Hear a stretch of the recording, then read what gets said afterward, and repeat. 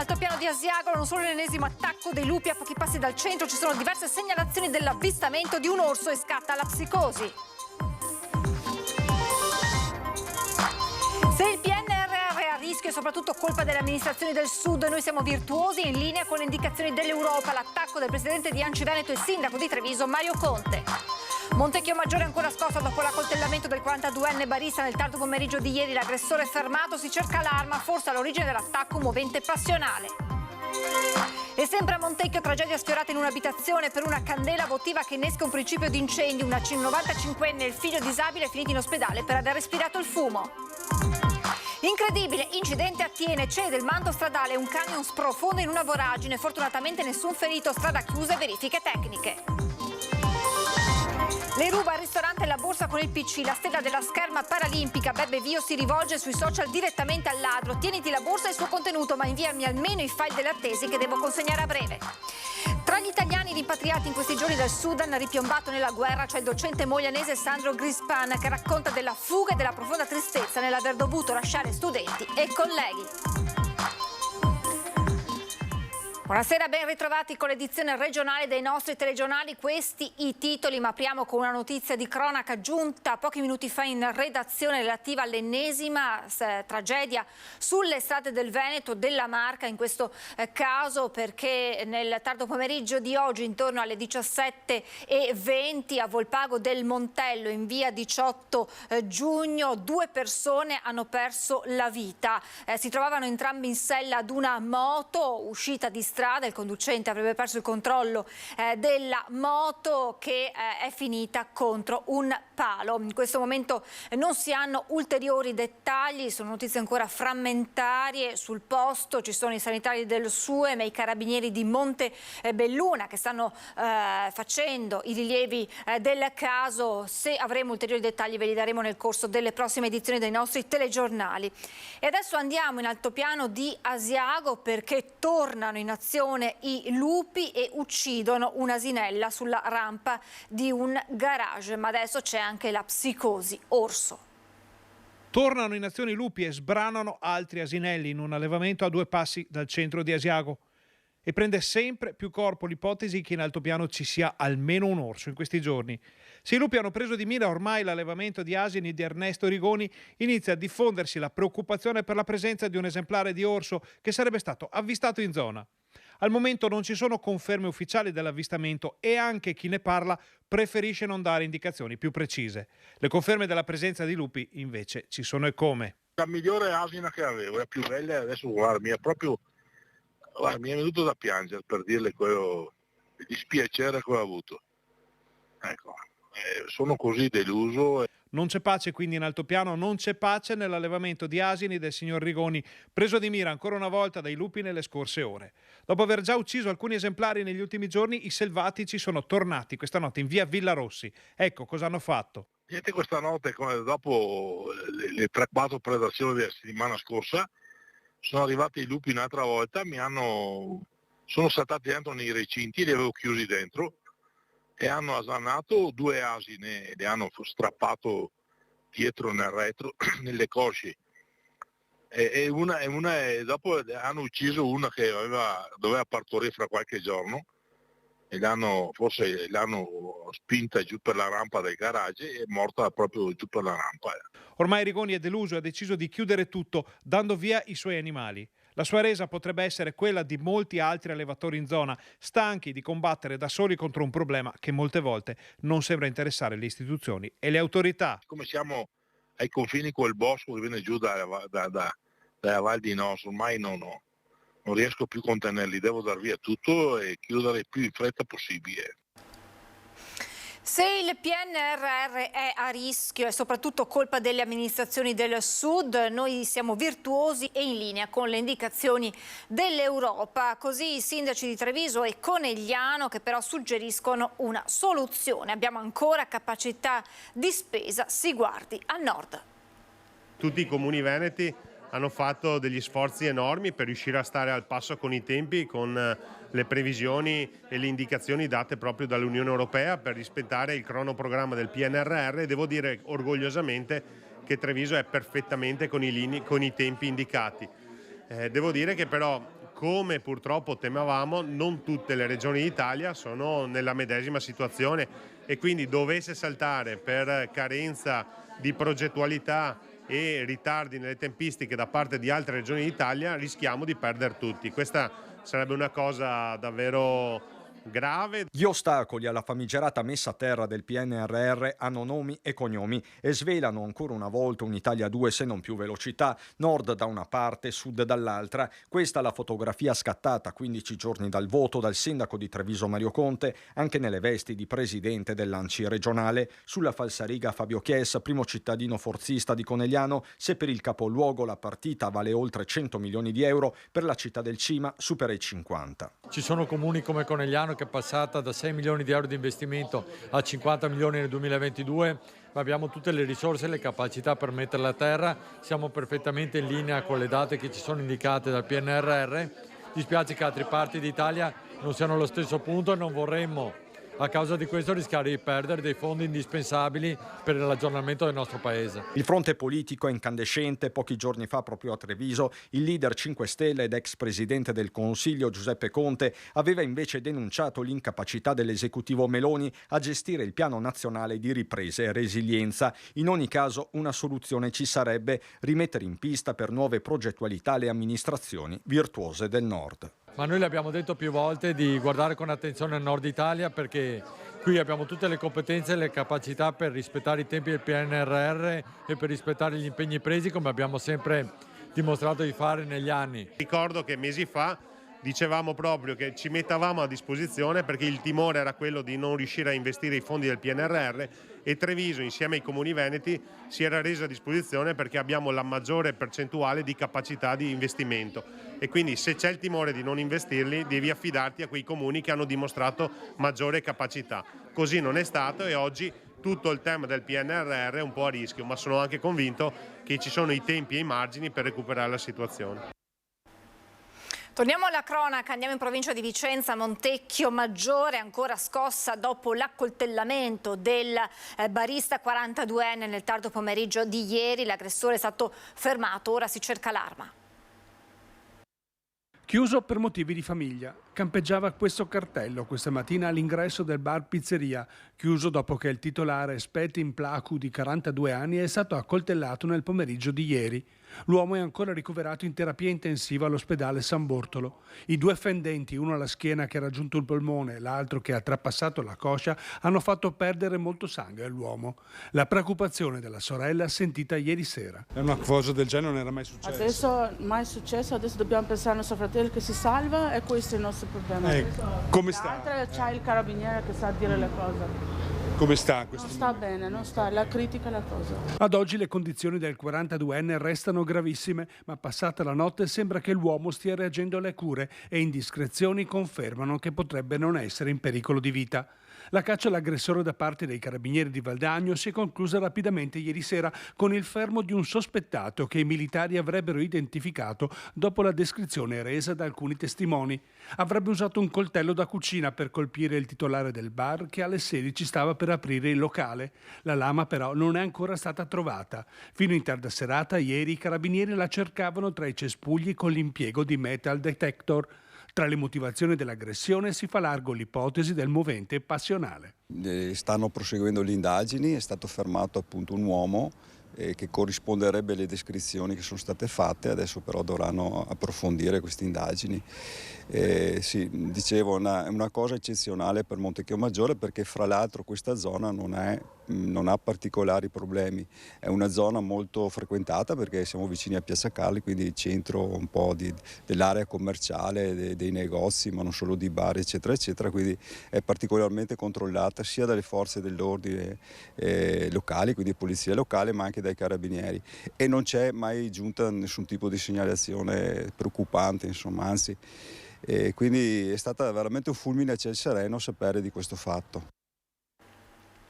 Restiamo a Montecchio per una tragedia sfiorata a causa di una candela votiva che ha innescato un principio di incendio. Una 95enne e il figlio disabile sono finiti in ospedale per aver respirato il fumo. Montecchio Maggiore. tragedia sfiorata. La candela votiva va a fuoco e madre e figlio finiscono in ospedale. Tutto succede in una casa di via San Francesco, al piano terra, dove abita la pensionata di 95 anni col figlio disabile di 69 anni.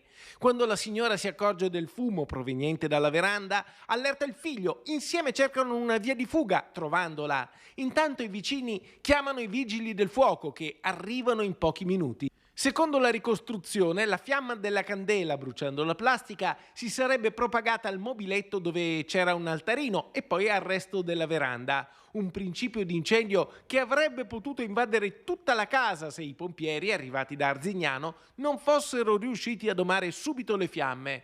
Madre e figlio, che hanno inalato il fumo, sono stati controllati dai medici e dagli infermieri del SUEM 118. Per precauzione sono stati portati in ospedale ad Arzignano per accertamenti, ma sani e salvi.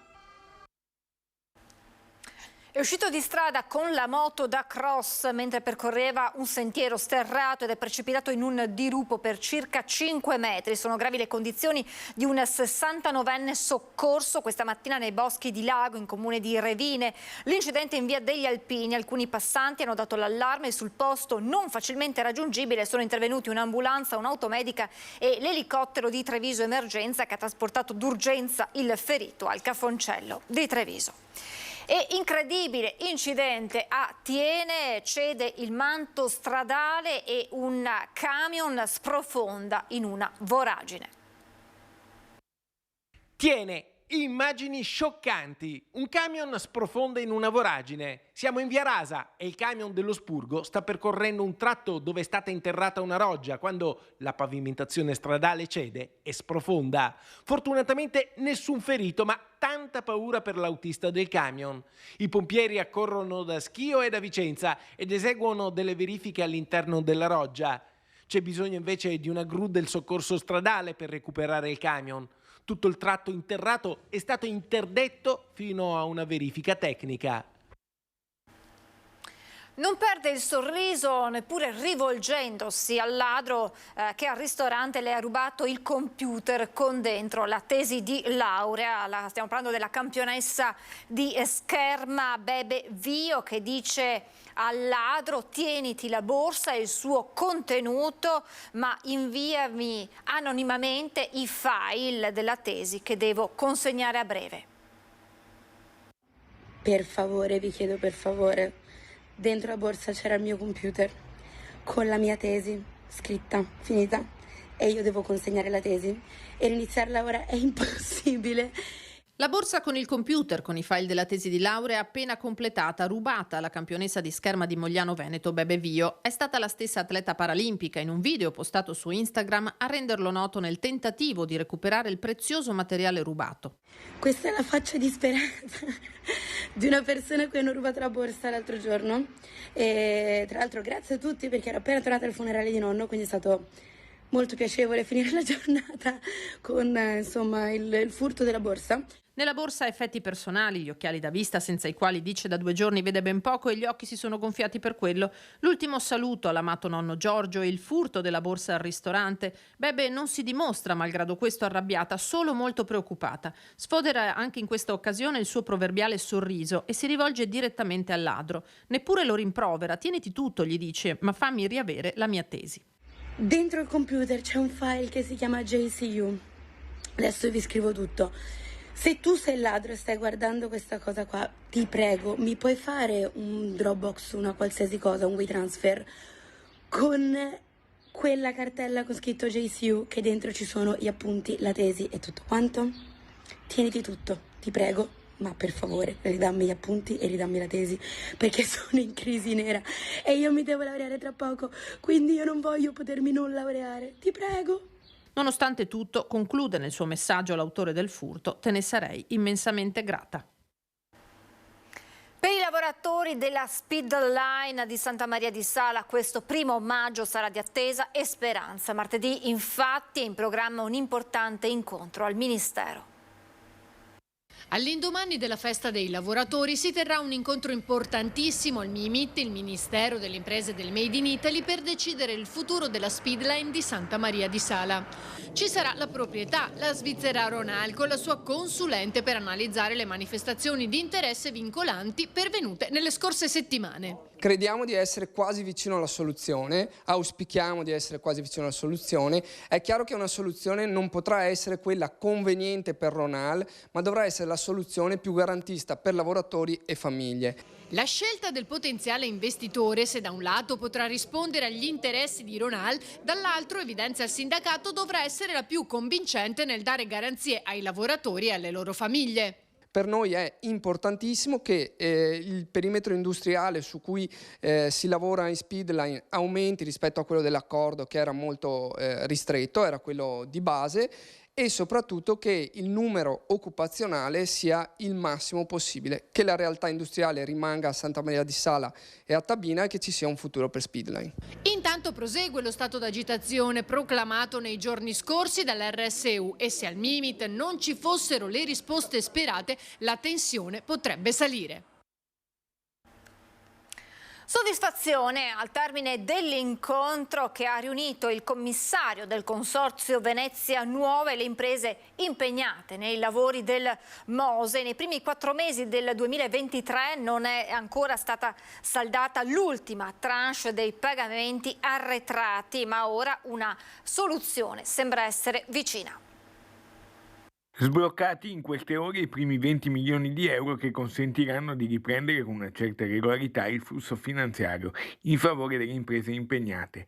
Ai lavori del Mose nei primi 4 mesi del 2023 i pagamenti si erano bloccati, in quanto la Cassa Generale dello Stato non permetteva il passaggio dei fondi tra il Ministero dei Lavori Pubblici e delle Infrastrutture e il Provveditorato delle Opere Pubbliche in favore del Consorzio Venezia Nuova, che deve poi pagare le ditte.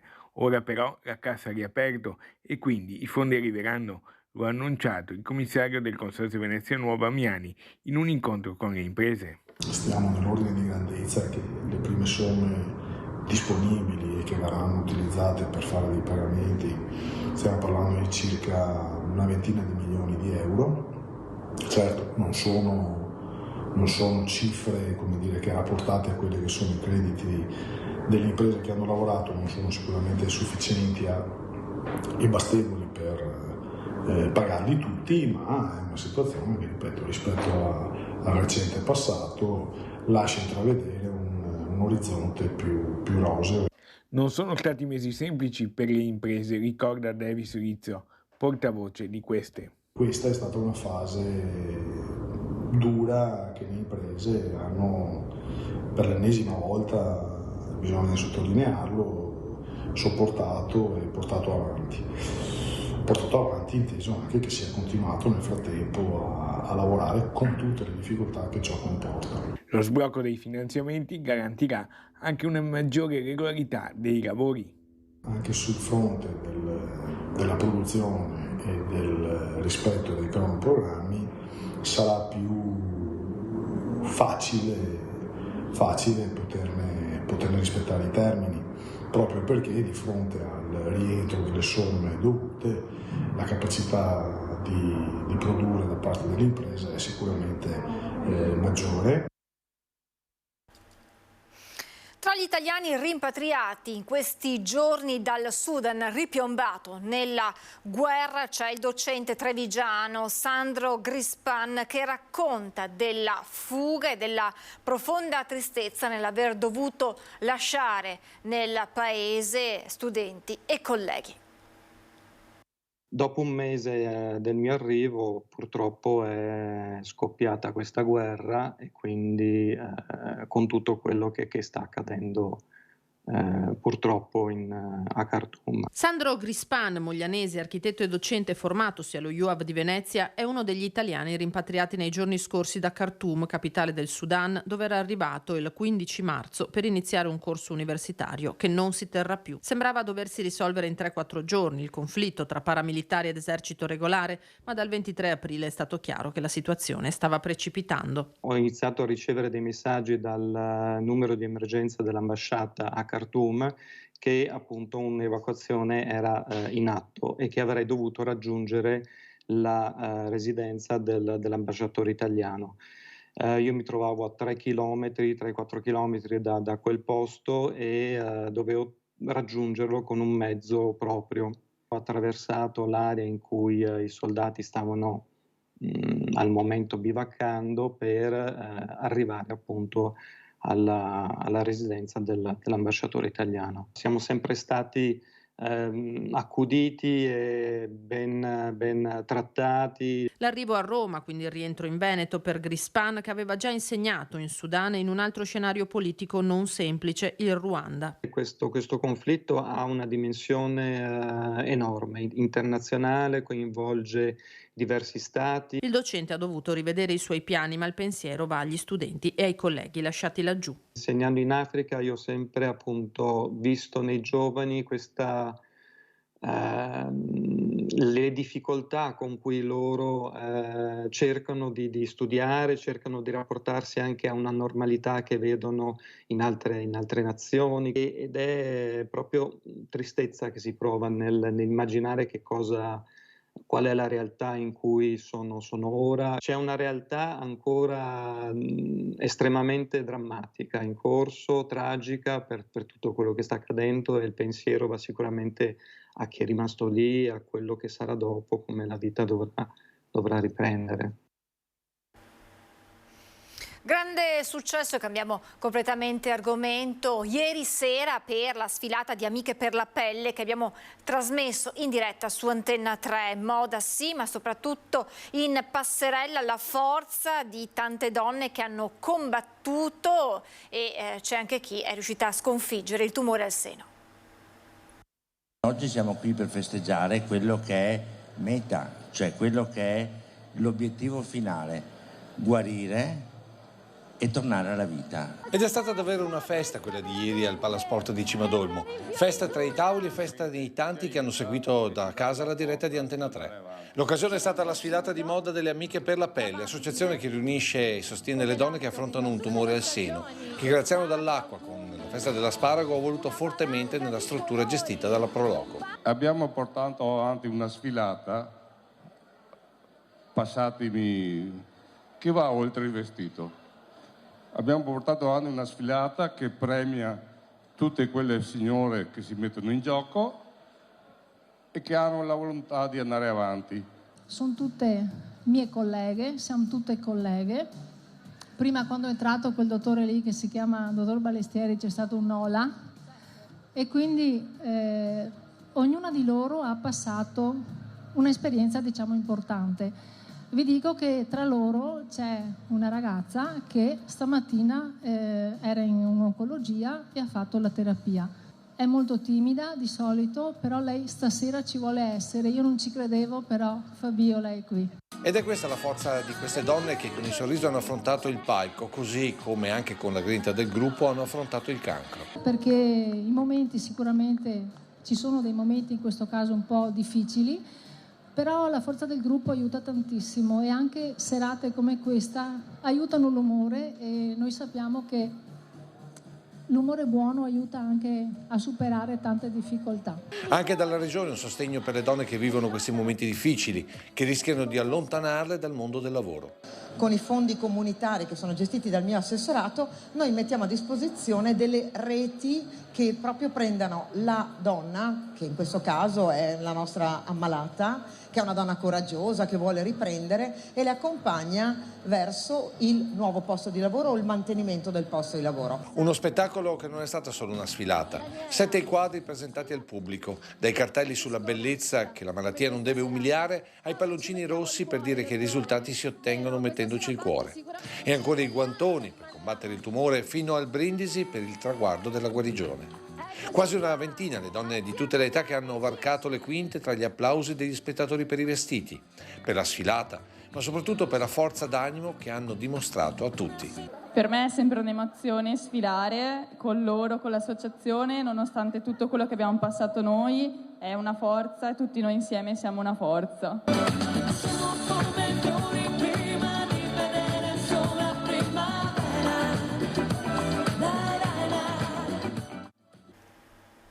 Con questi messaggi e queste immagini di speranza si chiude questa edizione regionale del nostro telegiornale. Vi lascio alle previsioni del tempo. Grazie per essere stati con noi e buona serata.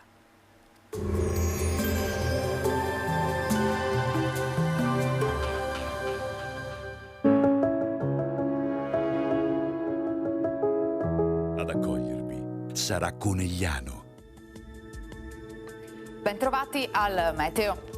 Cede l'anticiclone, la stabilità lascerà posto ad un peggioramento del tempo a causa di una perturbazione. Vediamo insieme il dettaglio di domenica 30 aprile. Sul Veneto la giornata sarà caratterizzata da una crescente variabilità. Al mattino avremo ampi spazi soleggiati, a seguire sarà più nuvoloso e non si escludono delle precipitazioni sparse e a carattere intermittente. Temperature stazionarie, minime tra 9 e 13 gradi, massime invece tra i 18 e i 22 gradi all'incirca. Spostiamoci ora sul Friuli Venezia Giulia.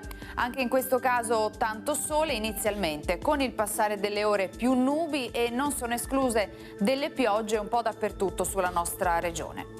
Temperature minime tra 10 e 12 gradi, massime sui 21-22 gradi. Infine diamo uno sguardo alla situazione del Trentino Alto Adige. Sole e nubi con locali piogge anche in questo caso nel corso del pomeriggio. Temperature minime intorno ai 10-12 gradi, massime sui 22 all'incirca. Dal meteo è tutto, vi auguro un buon proseguimento in nostra compagnia.